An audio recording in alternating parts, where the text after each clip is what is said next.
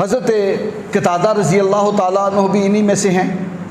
और जब हुजूर की तरफ कोई तीर आता, कोई वार आता तो ये आगे होते। एक तीर आया हुजूर की तरफ, ये आगे हुए कि हुजूर को ना लगे, आपकी आँख को लगा।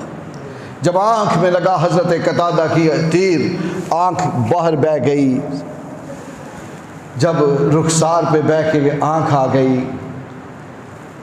दर्द बड़ी है, तकलीफ़ बड़ी है, आँख बह गई, परेशान हो गए। साहबा ने कहा इसको काट दो।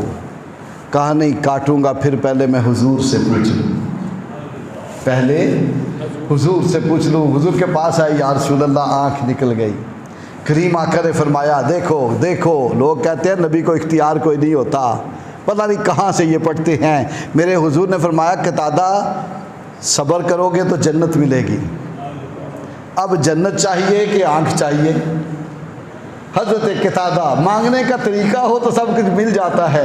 अर्ज़ की या रसूल अल्लाह आँख मैंने मांगी है, मेरे मांगने पे दे दो, और जन्नत अपनी मर्ज़ी से अता कर दो। मेरे हुजूर ने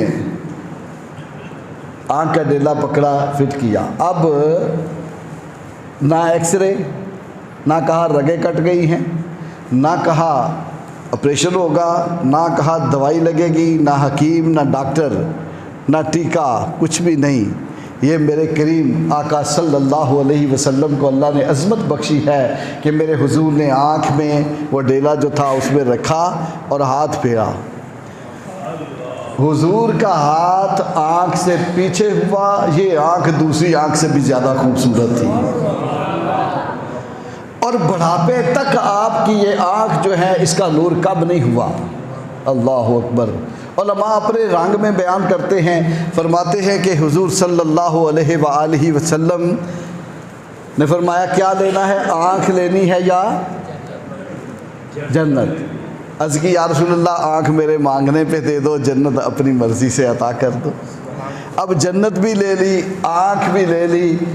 हज़रत कतादा तो कहते होंगे कि ये नाज ये अंदाज़ हमारे नहीं होते, जोली में अगर टुकड़े तुम्हारे नहीं होते।